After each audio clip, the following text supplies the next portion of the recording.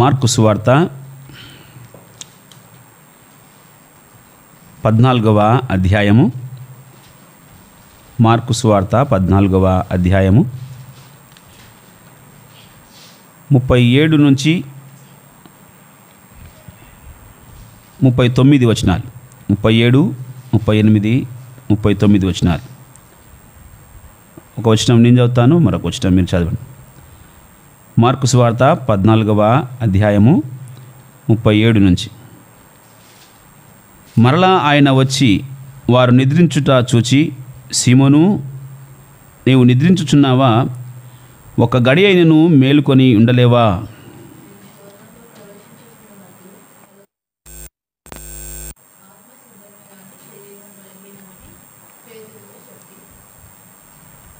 తిరిగిపోయి ఇంతకుముందు పలికిన మాటలనే పలుకుచు ప్రార్థించెను.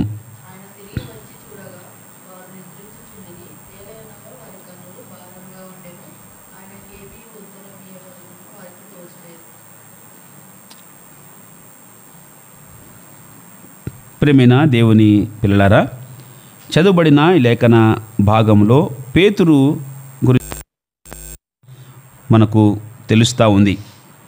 సందర్భము యేసుక్రీస్తు ప్రభుల వారు సిలువకు అప్పగించబడుతున్న ఆ దినం. ఇక్కడ పేతురుని ప్రత్యేకించి మాట్లాడుతూ ఉన్న విధానం.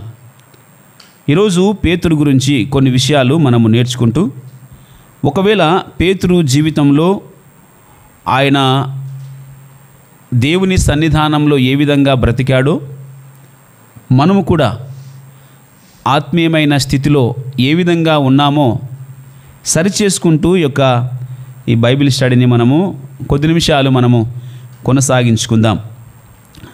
ప్రియులారా, ఇక్కడ పేతురు గురించి పేతురుతో స్పెషల్గా మాట్లాడుతున్నాడు.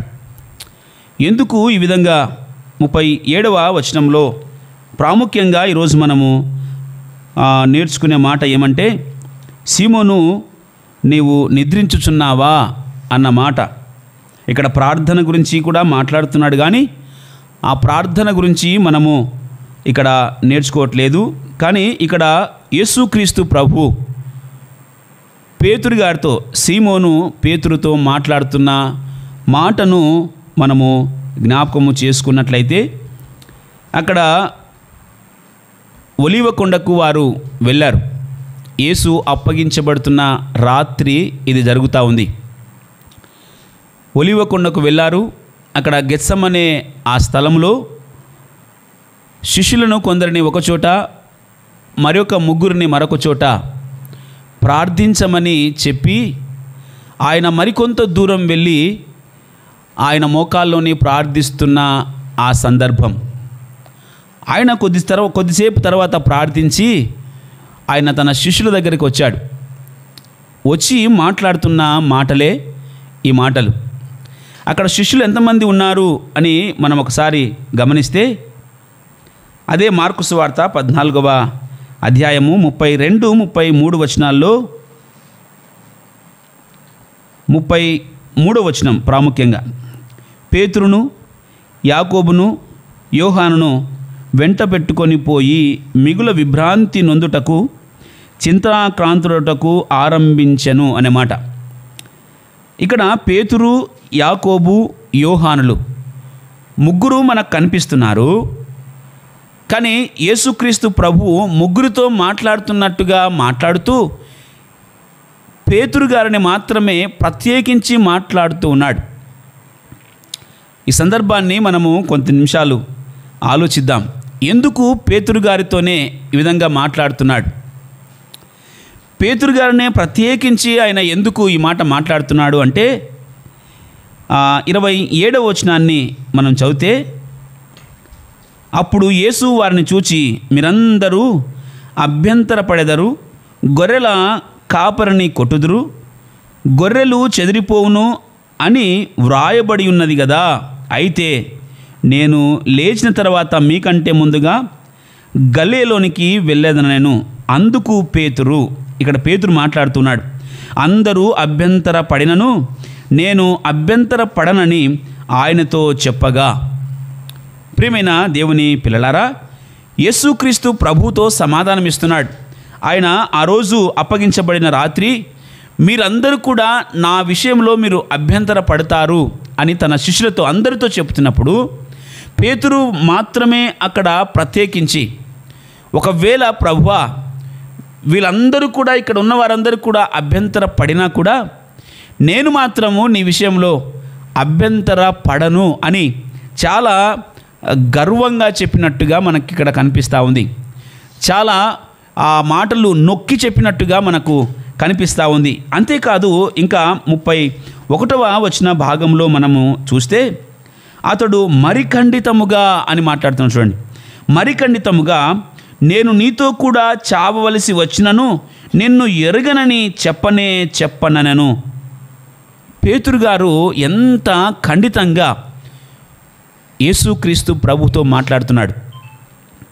అందుకే ఇంత ఖండితంగా మాట్లాడుతున్న ఈ యేసుక్రీస్తు ప్రభు గురించి అక్కడ 3 శిష్యులు ఉన్నప్పటికీ కూడా ఆ 3 శిష్యులతో మాట్లాడుతూ మనకు ఈ మాటలు మత్తయి సువార్తలో కూడా మనకు కనిపిస్తాయి. 3తో మాట్లాడుతూ ఉన్నాడు.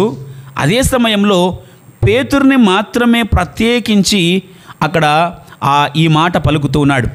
సీమోను, నీవు నిద్రించుచున్నావా? ప్రియమైన దేవుని పిల్లలారా, ఇక్కడ వాస్తవానికి ఈ పదము ఈ విధంగా చదవకుండా ఇంకొక రకంగా చదివితే ఇంకా చాలా బాగుంటుంది. ఏ విధంగా అంటే సీమోను నీవు నిద్రించుచున్నావా అని చదివితే ఇక్కడ అర్థం చాలా బాగుంటుంది. ఎందుకు ఇట్లా మాట్లాడుతున్నాడంటే ఇందాక మనం పైన చదువుకున్న మాటలలోని ఆ సారాంశాన్ని మనము గమనించగలిగినట్లయితే, పేతురు నీవు కూడా నిద్రిస్తున్నావా, నీవు నిద్రిస్తున్నావా? ఎందుకు అంటే నీవు ప్రారంభంలో నా గురించి పలికావు కదా, ప్రారంభంలో వీరందరూ కూడా అభ్యంతర పడినా కూడా నేను నీ విషయంలో అభ్యంతర పడను ప్రభు అని నువ్వు చెప్పావు కదా. అలాగైతే నేను ఒకవేళ చావు నీ దగ్గరికి వచ్చినా కూడా నేను ఏమాత్రం కూడా నీ విషయంలో అభ్యంతర పడను, నిన్ను ఎరుగనని నేను చెప్పను అని నీవు ఇంత ప్రగల్భాలు పలికావు కదా, నీవు కూడా నిద్రించావా అన్న సందర్భంలో మాట్లాడుతున్న మాటలు. ప్రియమైన దేవుని పిల్లలారా, ఈ యొక్క రాత్రికాలం వేళలో దేవుడు ఈ ప్రశ్న మనకు కూడా వేస్తూ ఉన్నాడేమో. దేవుడు ఈ ప్రశ్న నీవు నిద్రించుచున్నావా అన్న ప్రశ్న నీతో నాతో కూడా మాట్లాడుతున్నాడేమో.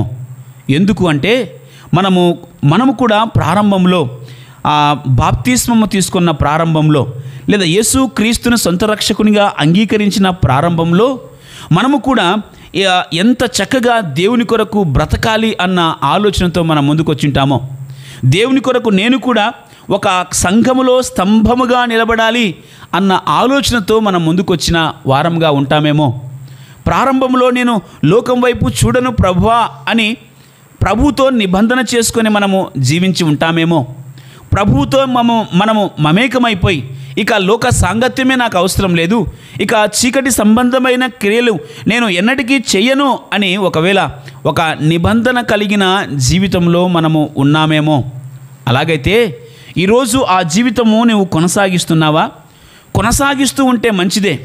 ప్రారంభం నుంచి నువ్వు చక్కగా బ్రతుకుతూ ఉంటే నీవు దేవుని దగ్గరకు వచ్చిన సందర్భం లేదా అప్పటి నుంచి కూడా నీ జీవితము దేవునికి ఇష్టకరంగా బ్రతుకుతూ ఉంటే మంచిదే. కానీ ఒకవేళ పేతురు మొదట యేసుక్రీస్తు గురించి పలికిన మాటలను, ప్రభువా నేను అభ్యంతర పడను, ఎంతమంది కాదన్నా నేను నిన్ను ఎరుగను అని చెప్పను ప్రభువా అని ఒకవేళ నీవు కూడా ప్రారంభంలో నీవు దేవునికి తగినట్టుగా బ్రతికి ఆ ప్రారంభ జీవితాన్ని పోను నీవు ఒకవేళ విడిచిపెట్టావేమో.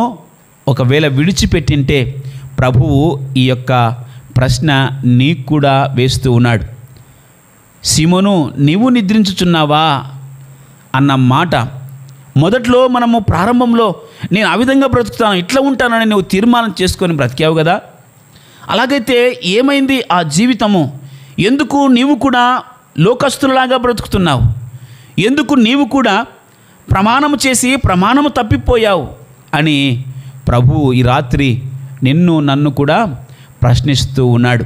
ప్రియమైన దేవుని సంఘమా, ఇక్కడ పేతురు గారు మనము ఆలోచిస్తే ఆయన జీవితాన్ని మనము ఒక పేతురుకి ఒక అడ్డ పేరు పెట్టాం కదా, దుడుకు పేతురు అని మనం పెట్టాం. దుడుకు పేతురు అన్న ఆలోచన ఎందుకు వచ్చిందంటే ఆయన మాటిమాటికి తొందరపడే స్వభావం, తొందరపడి మాట్లాడే స్వభావం.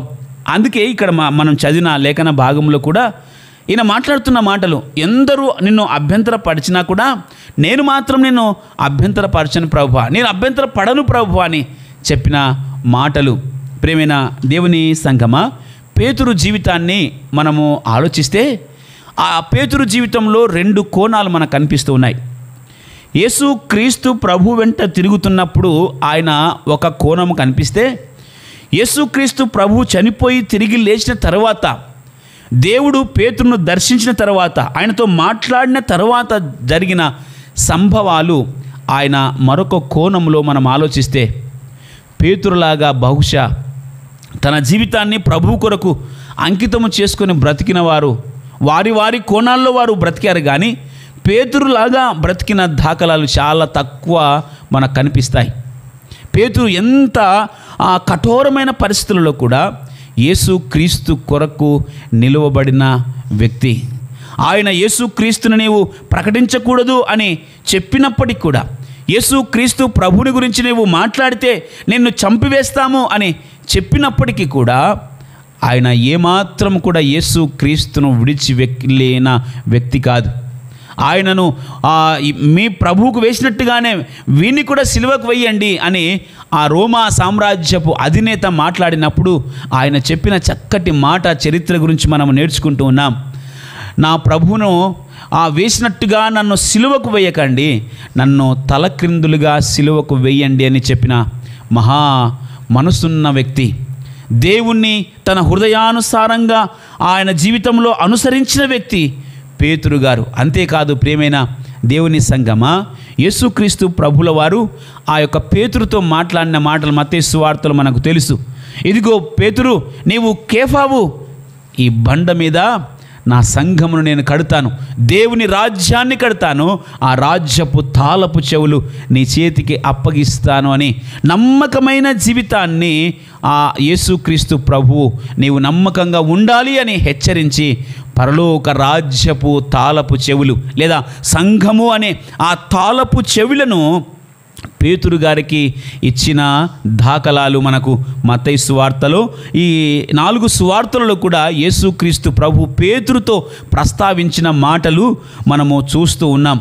పేతురు ఎంత భక్తి కలిగిన జీవితము జీవించాడు.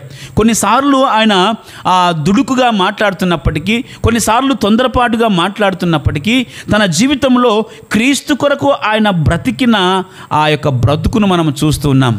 మరణమే ఎదురైనా కూడా, చంపేవారు మీద పడినా కూడా, ఈయనను సిలువకు వేయండి వారి గురువులాగానే అని సిలువకు అప్పగించినా కూడా తన విశ్వాసాన్ని ఏమాత్రము కోల్పోకుండా, యేసుక్రీస్తు ప్రభువుని ఎరగను అని చెప్పకుండా, మొదటిలో ఒకసారి ఎరగనని చెప్పాడు, ఒకసారి కాదు 3 మారు యేసుక్రీస్తుని నేను ఎరగను అని ఆనాడు చెప్పిన ఆ విషయాన్ని జ్ఞాపకం చేసుకొని మరెన్నడూ కూడా నేను ఆ మాట పలకకూడదు అని ఆ పేతురు గారు దేవుని కొరకు, యేసుక్రీస్తు ప్రభు కొరకు తన జీవితాన్ని సమర్పించుకున్న ఆ జీవితం. అందుకే ఆ పేతురు జీవితంలో 2 కోణాలను మనం చూస్తుంటాం. యేసుక్రీస్తు కొరకు ప్రాణాలను సైతము తెగించి దేవుని సేవ చేసిన పేతురు. ప్రియమైన దేవుని సంగమా, ఈరోజు ఈ పేతురు గారి యొక్క జీవితాన్ని మనము మన జీవితాలకు అన్వయించుకుంటే, మనం కూడా ప్రారంభంలో ఎన్నో ప్రగల్భాలు పలికామేమో, మనము కూడా ప్రారంభంలో దేవునిని ఎరిగినట్టుగా మనము అనేకమైన విషయాలను, నేను ఈ విధంగా బ్రతుకుతాను, ఇలాంటి పనులు చేస్తాను, దేవుని కొరకు నేను ఆయనను మహిమపరిచే వ్యక్తిగా నేను ఉంటాను అని ఒకవేళ మన జీవితాల్లో కూడా అలాంటి మాటలు పలికావేమో, అలాంటి జీవితము నీవు జీవించడానికి ప్రారంభించావేమో, కానీ ఆ జీవితము చివరి వరకు లేదా ఇప్పటి వరకు నీవు కొనసాగిస్తూ ఉన్నావా అన్నది ప్రాముఖ్యమైన విషయం. ఇప్పటి వరకు నీవు దేవునితో సత్సంబంధాన్ని కలిగి జీవిస్తున్నావా అన్నది ప్రాముఖ్యమైన విషయం. ఒకవేళ ఆ ప్రారంభ జీవితం, ఆ ప్రారంభంలో నీవు దేవునితో చేసుకున్న ఆ కమిట్మెంట్ ఏదైతే ఉందో దాని నుంచి నీవు తొలగిపోయి ఉంటే, ఈరోజు పేతురుతో మాట్లాడిన ప్రశ్న, పేతురుకు వేసిన ప్రశ్న నీకు కూడా దేవుడు వేస్తూ ఉన్నాడు. నీవు నిద్రించుచున్నావా అని మాట్లాడుతున్నాడు. అక్కడ శరీర బలహీనత లేదా నిద్ర భారం ఉండి అక్కడ మాట్లాడుతున్నాడు. కానీ మనము కూడా ఆత్మీయమైన జీవితంలో మనము నిద్రావస్థలో ఉంటూ బ్రతుకుతూ ఉన్నామేమో. ఒకవేళ ఆ విధంగా బ్రతుకుతూ ఉంటే ఈ రాత్రికాలం వేళలో నీకు కూడా ఈ ప్రశ్న చెబుతున్న, నాకైనా కూడా ఈ ప్రశ్న, నీవు నిద్రించుచున్నావా అన్నదానికి సమాధానం మన దగ్గర ఉందా? నీవు నిద్రిస్తున్నావా అని దేవుడు ఒకవేళ నిన్ను ప్రశ్న అడిగితే ఈ రాత్రికాలం వేళలో నీ దగ్గర సమాధానం ఉందా? సమాధానం లేకపోతే దేవుని కొరకు నీవు ప్రభువులోనికి వచ్చిన ఆ ప్రారంభ దినాలను నీవు జ్ఞాపకము చేసుకోవాలని, దేవునితో కమిట్మెంట్ చేసుకొని జీవించడానికి అలవాటు పడిన ఆ జీవితాన్ని నీవు మరలా ఒకసారి నీవు గుర్తు చేసుకొని ప్రభు సన్నిధానంలోనికి నీవు మరల రావాలని దేవుడు ఈరోజు ఈ రాత్రికాలం వేళలో మనల్ని పిలుస్తూ ఉన్నాడు.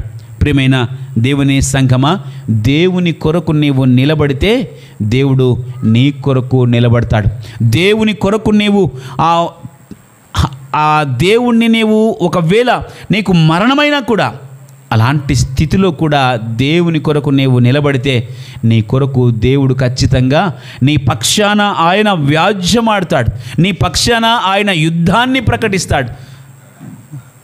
ఈ రాత్రికాలం వేళలో మనం ఒకసారి ఆలోచించుకోవాలి. దేవుని పక్షంగా నిలబడ్డామా? దేవుని పక్షంగా దేవుని కొరకు బ్రతికే వ్యక్తులుగా మనము ఉంటున్నామా అని ఒకసారి మనము ఆలోచించుకోవాలని దేవుని వాక్యము మనకు నేర్పిస్తూ ఉంది. బైబిల్ గ్రంథంలో మనకు చాలామంది భక్తులు కనిపిస్తున్నారు. దేవుని కొరకు నిలబడిన జీవితాలు కనిపిస్తున్నాయి. మచ్చుకు దానియేలు గ్రంథంలో భక్తులు కనిపిస్తున్నారు కదా.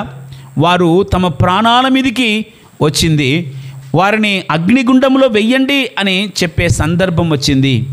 అయినప్పటికీ కూడా వారు దేవుణ్ణి వదలకుండా ఉండిన ఆ యొక్క సంఘటన మనందరికీ తెలుసు. ప్రియమైన దేవుని సంఘమా, ఈ రాత్రికాలం వేళలో షడ్రకు మెషకు అబేద్నెగోలను అగ్నిగుండానికి అప్పగించే సమయంలో కూడా వారు చెప్పిన మాట, దేవుడు మమ్మలను రక్షించడానికి సమర్థుడు అని చెప్పిన మాట.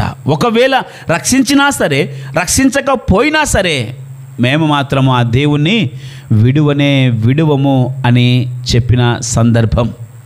ఎందుకు ఆ మాటలు మాట్లాడుతున్నారంటే దేవుని శక్తిని వారు తెలుసుకున్నారు. దేవుని వారి జీవితంలో అనుభవించి వారు తెలుసుకున్న విషయాలను మనం చూస్తున్నాం. ప్రియమైన దేవుని సంఘమా, అందుకే వారు దేవుని కొరకు నిలబడ్డారు గనుకనే ఆయన వారితో నిలబడడానికి అగ్నిగుండము దాకా, వారు ఎక్కడైతే ఆ అగ్ని గంధకములతో మండే గుండంలో వేయబడ్డారో అక్కడికి 4వ వ్యక్తిగా ఆయన వచ్చినట్టుగా మనం చూస్తున్నాం. కారణం, శ్రమ వచ్చినా, నష్టం వచ్చినా, కష్టం వచ్చినా, ప్రాణమే విడవవలసిన పరిస్థితులు వచ్చినా కూడా దేవుణ్ణి వారు వెంబడించారు, దేవుణ్ణి వారు హత్తుకొని జీవించారు. కాబట్టే వారి ప్రక్కన వచ్చి నిలబడిన దేవుణ్ణి మనము చూస్తున్నాం. అలాగైతే మనము కూడా ఒకసారి ఆలోచించాలి. దేవుని కొరకు నిలబడిన సందర్భాలు ఉన్నాయా? దేవుని కొరకు పడిపోయిన సందర్భాలు ఉన్నాయి. లోకాన్ని ఆశించి లోకపు నటనను, లోక ఆశల వైపు మనము తొంగి చూస్తూ ప్రభువుని మనము ధిక్కరించి వేసి దేవుని మాటలను మనము ఆయన మాటల యందు విధేయత చూపించకుండా అవిధేయులుగా మారిపోయి లోకంలోనికి తొంగి చూచే అలవాటు ఉందేమో. అలాగైతే ఆ విధంగా మనం బ్రతుకుతూ ఉంటే దేవుడు మన పక్షాన నిలబడతాడా? మన ప్రక్కన షడ్రకు మెషకు అబేద్నెగోల మధ్యన వారి పక్కన నిలబడిన దేవుడు ఒకవేళ నీవు లోకంలో కలిసిపోతూ జీవిస్తూ ఉంటే, మాటి మాటికి పడిపోయే స్వభావంలో నీవు ఒకవేళ బ్రతుకుతూ ఉంటే దేవుడు నీ పక్కన ఉంటాడా? ఒకసారి ఆలోచించాలి. కానీ దేవుని పక్షాన, దేవుని కొరకు ఎవరైతే నిలబడతారో వారి పక్షాన దేవుడు, వారి ప్రక్కన దేవుడు నిలబడినట్టుగా మనం చూస్తున్నాం. అదేవిధంగా అదే దానియేలు గ్రంథంలోనే దానియేలు విషయంలో కూడా వారు ఆ దానియేలు దేవుని కొరకు నిలబడ్డాడు. దేవుని కొరకు నిలబడ్డాడు కాబట్టే సింహాల బోనులో వేసినప్పటికి కూడా ఆ సింహాల నోళ్లను మూపించిన దేవుడు. మనం చూస్తున్నాం ఆయన భక్తి జీవితాన్ని, దానియేలు భక్తి జీవితాన్ని మనం చూస్తున్నాం. సింహాల బోనులో వేస్తే సింహాలే ఆయన ముందర చేతులు ముడుచుకొని కూర్చున్న సందర్భం. ప్రేమైన దేవుని సంగమా, ఎందుకు దేవుడు ఇన్ని గొప్ప ఆశ్చర్యమైన కార్యాలు, అద్భుతమైన కార్యాలు చేస్తున్నాడంటే వారు దేవుని కొరకు నిలబడ్డారు. వారు దేవుని కొరకు తమ ప్రాణాలను అర్పించడానికి సైతము వారు ముందుకు వచ్చారు. కనుకనే వారి పక్షాన, వారి పక్కన దేవుడు నిలబడి అగ్నిగుండములో ఒకడిగా వారి మధ్య నిలబడ్డాడు. దానియేలు సింహపు బోనులలో వేసినప్పటికీ కూడా ఆ సింహాల నోళ్లను మూపించిన వ్యక్తి ఆ మహా గొప్ప దేవుడు. కారణం, దేవుని కొరకు నిలబడితే, మనం కూడా దేవుని కొరకు నిలబడితే మన జీవితాల్లో కూడా అనేకమైన గొప్ప కార్యాలను మనము చూస్తాం. చాలాసార్లు మనము లోకములోనికి తొంగి చూస్తున్నాం, కానీ లోకములోనికి తొంగి చూస్తూ దేవుని మాటలను మనము అశ్రద్ధ చేస్తున్నాం. కాబట్టి కొన్నిసార్లు ప్రభు మన పక్కన ఉన్నట్టుగా మనం అనుకుంటాం, కానీ మన పక్కన నుంచి దేవుడు దూరంగా వెళ్ళిపోయి ఉంటాడేమో. ప్రియమైన దేవుని సంఘమా, దానియేలు సింహపు బోనులో వేసినా కూడా భయపడకుండా దేవుని కొరకు నిలబడిన వ్యక్తి. కాబట్టి సింహాలు తన నోరును మూసుకొని దానియేలు ముందర చేతులు ముడుచుకొని నోరు మూసుకొని కూర్చున్న సందర్భం. చరిత్రలో ఇలాంటి సందర్భము మనకు కనిపిస్తూ ఉంది. చరిత్రలో ఒక వ్యక్తి మనకున్నాడు. ఆయన పేరు ఇగ్నేషియన్ అనే బిషప్. ఆయన దాదాపుగా ఇది రోమా సామ్రాజ్యంలో జరిగిన ఒక చరిత్రకు సంబంధించిన మాట. ఇగ్నేషియస్ అనే ఒక బిషప్ ఉన్నాడు. ఆయన ఎవరు అంటే అంతియొక సంఘానికి ఆయన బిషప్గా పనిచేసేవాడు రోమా సామ్రాజ్యంలో. ఆయన చేస్తున్న సేవను గుర్తించి, ఆయన చేస్తున్న సేవకు రోమా సామ్రాజ్యం వారు ఓర్వలేక ఆయనను ఒక రోజున ఆయన మందిరం, అంటే రాజు మందిరంలోనికి, అధికారి మందిరంలోనికి ఆయనను పిలువనంపించారు. అదేవిధంగా భటులు పోయి, రాజభటులు పోయి ఆయనను రాజ సముఖమునకు తీసుకొని వచ్చారు. ఇగ్నేషియస్ అనే బిషప్ గారు అనే బోధకుడు వారితో రాజు మాట్లాడుతున్నాడు.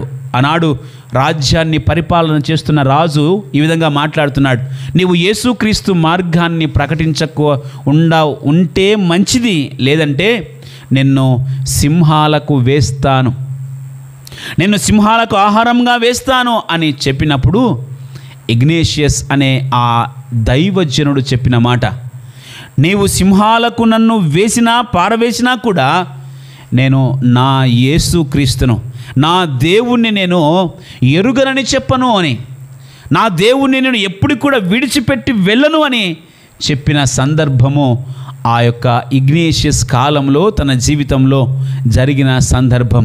ప్రియమైన దేవుని సంఘమా, ఆ సందర్భంలో ఆ యేసుక్రీస్తు నామాన్ని ప్రకటించినందుకు ఇగ్నేషియస్ అనే ఆ బిషప్ను తీసుకొని వెళ్ళి ఆ సింహాల బోను అనకూడదు, కానీ వారు రోమా సామ్రాజ్యంలో వారు ఒక మైదానంలో వారిని వదిలిపెట్టేవారు. ఆ మైదానంలోనికి, చిన్న మైదానము, ఆ మైదానంలోనికి సింహాలను వదిలిపెట్టేవారు. వారు పోరాడి ఆ సింహాలకు ఆహారమైపోయేవారు. అలాంటి భయంకరమైన ఆ శిక్షలు రోమా సామ్రాజ్యంలో ఉండేటివి. ఈయననే కాదు, ఈయనలాంటి వారు ఎంతోమందిని ఆ విధంగా యేసుక్రీస్తు నామాన్ని ప్రకటించినందుకు వారు సింహాలకు ఆహారంగా వేసిన ఆ సంఘ చరిత్రను మనము చూస్తూ ఉన్నాం.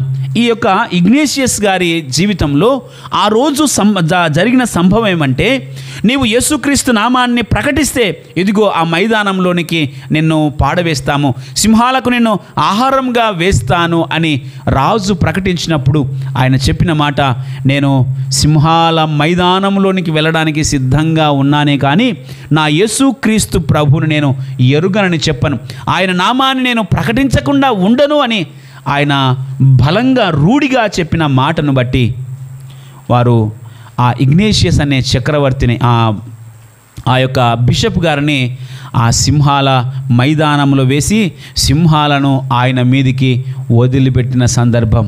కానీ దావీదు కాలంలో దావీదును సింహాల బోనులో వేసినప్పుడు సింహాల నోళ్ళు ఏ విధంగా అయితే ముయ్యబడ్డాయో, ఇగ్నేషియస్ అనే ఆ యొక్క దైవజనుని ముందర ఆ సింహాలన్నీ వచ్చి మోకాళ్ళ మీద కూర్చున్న సందర్భం. దేవునికి మహిమ కలుగునుగాక.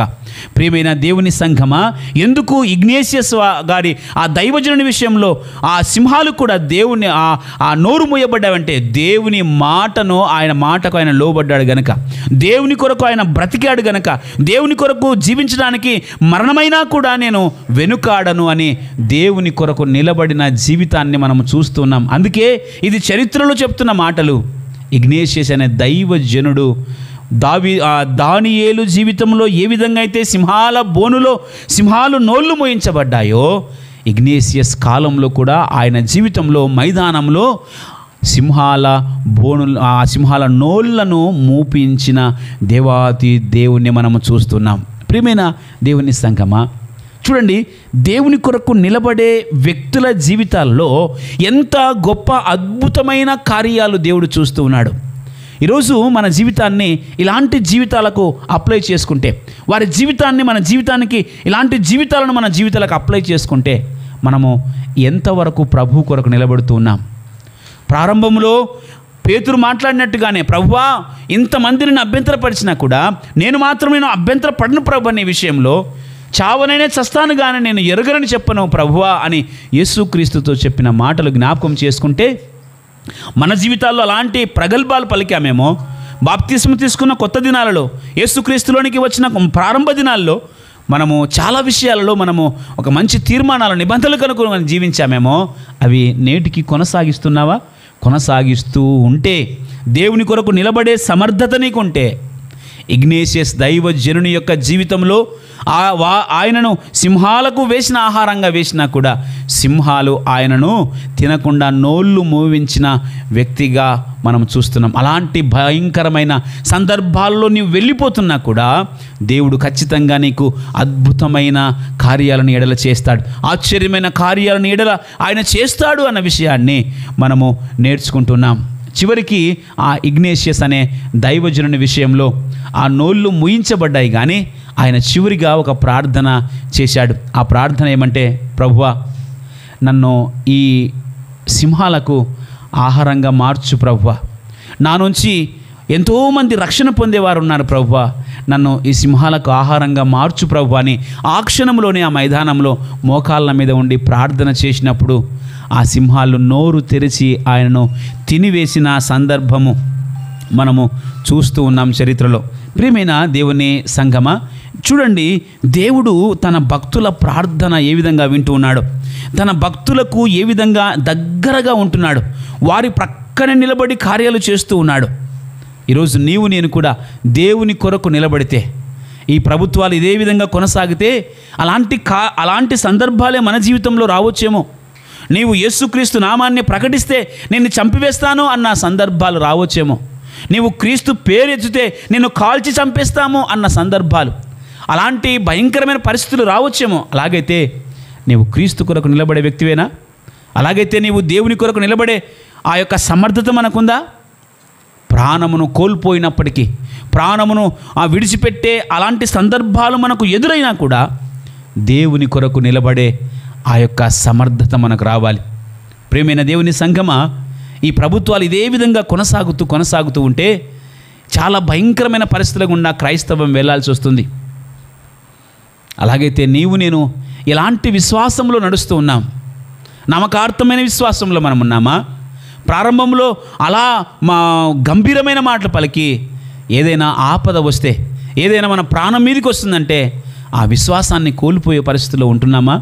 ఒకసారి మనం ఆలోచించుకోవాలి. ప్రియమైన దేవుని పిల్లలారా, పేతురు గారు అలాంటి సందర్భమే మన జ్ఞాపకం చేస్తున్నాడు. కానీ పేతురులాగా నీవు నేను ఉండకుండా, ఒకవేళ పేతురులాగా మనం ఉంటే ఈరోజు నీకు కూడా ప్రశ్నిస్తున్నాడు, నీవు నిద్రిస్తున్నావా? నీవు కూడా నిద్రావస్థలోనికి వెళ్ళిపోయావా? ప్రియమైన దేవుని సంఘమా, బైబిల్ గ్రంథంలో దేవుని కొరకు నిలబడిన ఎందరో భక్తులను మనం చూస్తున్నాం. యోసేపును మనం జ్ఞాపకం చేసుకుంటే దేవుని కొరకు నిలబడిన వ్యక్తిగా ఆయన ప్రారంభం నుంచి చివరి వరకు కూడా దేవునికి తన జీవితాన్ని అంకితము చేసుకొని బ్రతికిన వ్యక్తిగా మనం చూస్తున్నాం. పాపమే మనిషి రూపంలో ఆయన ఎదుట నిలబడి మాట్లాడుతున్నప్పుడు ఆ పాపముతో చిటికేసి మాట్లాడిన వ్యక్తి యోసేపు గారు. యెహోవాకు విరోధముగా ఇట్టి దుష్కార్యమును నేను ఏ విధంగా చేతునని తన యవన కాలములో యవనేచ్ఛల నుండి పారిపోయి దేవునికి ప్రత్యేకమైన జీవితము జీవించిన వ్యక్తి యోసేపు గారు. ఆదికాండము 39వ అధ్యాయంలో ఈ మాటలు మనకు కనిపిస్తాయి. ప్రియమైన దేవుని పిల్లారా, యవన కాలంలో ఉన్న నీవు యవనేచ్ఛలకు నీవు లోబడిపోతున్నావా? అలాగైతే దేవుడిని పక్కన ఉంటాడనుకుంటున్నావా? ఒక యోసేపులాగా, ఒక దావీదులాగా, ఒక సంసోనులాగా. సంసోను ప్రారంభంలో పడిపోయాడు, దావీదు ఒకసారి పడిపోయాడు, కానీ వారి జీవితాలను కట్టుకొని జీవించారు. వారు ఆ విశ్వాస వీరుల పట్టికలో వాళ్ళ పేర్లు నమోదు చేయబడ్డాయి. ఈరోజు ఈ రాత్రికాలం వేళలో మన పేరు జీవ గ్రంథంలో నమోదు చేయబడిందా? విశ్వాస వీరుల పట్టికలో మన పేరు నమోదు చేయబడడానికి మనం సిద్ధంగా ఉన్నామా? ప్రియమైన దేవుని సంఘమా, ప్రారంభంలో బాగానే జీవించామేమో, పేతురులాగా మాటలు మాట్లాడుతున్నామేమో, అది నేటి వరకు కొనసాగుతూ ఉందా అన్నది మనం పరీక్షించుకోవాలి. నేటి వరకు మనము ప్రభువులో కొనసాగుతూ ఉన్నామా అన్నది మనం పరీక్షించుకోవాలి. అందుకే ఈ మాటలు ఇక్కడ పేతురుతో మాత్రమే ఈ మాటలు మాట్లాడుతున్నాడు. మత్తయి సువార్తలో కూడా మనము జ్ఞాపకం చేసుకుంటే ఆ ముగ్గురు శిష్యులతో మాట్లాడుతున్నట్టుగా మాట్లాడి పేతురు గారితో మాత్రమే పేతురుతో ఈ విధంగా మాట్లాడెను అన్న మాట మత్తయి సువార్తలో కూడా మనం చూస్తాం. కాబట్టి ఎందుకు ఈ మాట, పేతురు, షిమోను నీవు కూడా నిద్రిస్తున్నావా అన్న మాట. ఇన్ని గొప్ప మాటలు పలికావే, నా కొరకు చావనైనా చస్తాను కానీ నేను ఎరగనని చెప్పావే, నేను వీళ్ళందరూ అభ్యంతరపడినా నేను అభ్యంతరపడను అని చెప్పావే, నీవు కూడా నిద్రిస్తున్నావా? ఒకవేళ నన్ను కూడా దేవుడు ప్రశ్నిస్తే మన దగ్గర సమాధానం ఉందా? దేవుడు ఈరోజు నిన్ను ప్రశ్నిస్తే నిద్రావస్థలోనికి వెళ్ళిపోయావా? పేరుకు మాత్రం క్రైస్తవులమే, పేరుకు మాత్రం ఆయన పేరు పెట్టుకున్నాం, కానీ ఆయన పేరుకు రిపేర్ తెచ్చే క్రియలు, ఆయన పేరును బదలాం చేసే క్రియలు, ఆ విశ్వాసాన్ని కోల్పోయే జీవితం ఉందా? అలాగైతే ఈరోజు నీతో మాట్లాడుతున్నాడు, నీవు కూడా నిద్రిస్తున్నావా? ప్రారంభం బాగానే ఉంది కదా, ఈరోజు నీవు కూడా నిద్రిస్తున్నావా అని దేవుడు మనతో మాట్లాడుతుండగా నువ్వు ఎలాంటి సమాధానం చెప్పడానికి సిద్ధంగా ఉన్నావు? దేవుని సన్నిధానంలో నీవు ఏ క్రియ చేసినా కూడా ప్రతిదానికి నీవు ఒక రోజున సమాధానం లెక్కప్ప చెప్పాలి అని దేవుడు పలుమార్లు మనల్ని హెచ్చరిస్తూ ఉన్నాడు. మత్తయి సువార్త 12వ అధ్యాయంలో నీవు వ్యర్థమైన మాట మాట్లాడిన ప్రతిదానికి కూడా ఒక రోజున నీవు లెక్కప్ప చెప్పాలి అని చెప్పిన మాటలు. కొరింథీయులకు రాసిన పత్రిక 5వ అధ్యాయంలో 2వ కొరింథీయులకు రాసిన పత్రిక 10వ వచనంలో నీవు దేహంతో చేసిన ప్రతిదానికి, మంచివైనా సరే చెడ్డవైనా సరే, ఒక రోజున క్రీస్తు న్యాయపీఠం ఎదుట నీవు ప్రత్యక్షం కావలసి ఉంది అని చెప్పబడిన హెచ్చరిక మాటలు. ఇవన్నీ మనం వింటున్నాం, కానీ చాలా సందర్భాల్లో దేవుని కొరకు నిలబడలేని పరిస్థితి. పాపం వచ్చి నీతో పాపమే నీ దగ్గరికి వచ్చి నిలబడితే నీవు పాపంతో మాట్లాడలేని పరిస్థితి. యోసేపు పాపముతో మాట్లాడుతున్నాడు. మనిషి రూపంలో వచ్చి పాపం నిలబడినా కూడా పాపముతో మాట్లాడుతున్న యోసేపును మనం చూస్తున్నాం. యవన ప్రాయంలో మాట్లాడుతున్నాడు, యవనేచ్ఛలకు దూరంగా పారిపోయి మాట్లాడుతున్నాడు. ఈరోజు అలాంటి విశ్వాసం మనకుందా? అలాంటి విశ్వాసంలో మనం సాగిపోతున్నామా? ఒకవేళ అలా సాగిపోవడం లేదు అంటే ఈ ప్రశ్న నీకు కూడా వేస్తున్నాడు, నీవు కూడా నిద్రిస్తున్నావా? ఆత్మీయమైన స్థితిలో నీవు నిద్రావస్థలోనికి వెళ్ళిపోయావా అని ప్రశ్నిస్తూ ఉండగా నీ దగ్గర సమాధానం ఉందా? ఏ సమాధానంతో ప్రభు దగ్గరికి వస్తావు? రండి, మోకాళ్ళ మీదకి రండి, ప్రార్థించుకుందాం. ప్రార్థించుకునే ముందు ఒకసారి మనం విమర్శించుకుందాం, ఒకసారి మనము పరీక్షించుకుందాం మన జీవితాన్ని. పేతురుతో దేవుడు పలికిన మాట, యేసుక్రీస్తు ప్రభు పలికిన మాట, సీమోను నీవు నిద్రించుచున్నావా అని ప్రశ్నించిన ప్రశ్న ఈ రాత్రికాలం వేళలో దేవుడు నీతో కూడా అంటున్నాడు. సహోదరి, నీవు కూడా నిద్రిస్తున్నావా? సహోదరుడా, నీవు కూడా నిద్రిస్తున్నావా? ప్రారంభం బాగానే ఉందే, ఆ ప్రారంభము ఎక్కడో వదిలిపెట్టావా? దాన్ని కొనసాగించలేకపోతున్నావా? అందుకేనేమో ప్రభు నీతో మాట్లాడుతున్నాడు ఈ రాత్రికాలం వేళలో. అమ్మాయ్యా, నీవు కూడా నిద్రిస్తున్నావా? నీ దగ్గర సమాధానం ఉందా? సమాధానం ఉంటే మంచిదే.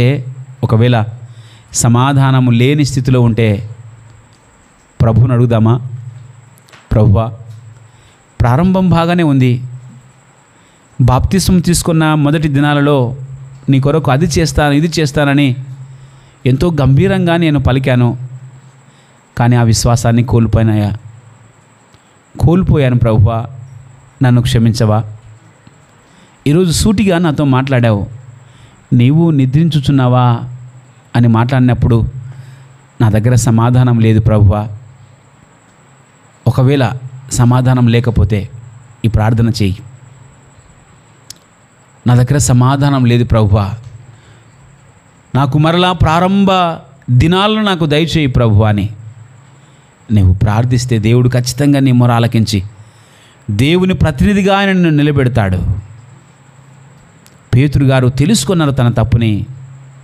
తన ప్రాణాలు అర్పించడానికి కూడా ఆయన ముందుకు వచ్చాడు. యేసుక్రీస్తు కొరకు తన ప్రాణాలను అర్పించాడు. ఈరోజు వాక్యము నీతో మాట్లాడి ఉంటే ప్రభుని అడుగుతావా? తమ్ముడు, చెల్లి, అమ్మ, అయ్యా, ప్రారంభం బాగానే ఉంది ప్రభువా, అది కొనసాగించలేకపోతున్నాను. పేతురులాగా నేను కూడా పడిపోయాను. నేను కూడా నిద్రావస్థలోనికి వెళ్ళిపోయాను. నిద్ర నుంచి నేను మేలుకోవడానికి నాకు సహాయం చేయి ప్రభువా అని ప్రార్థిస్తావా?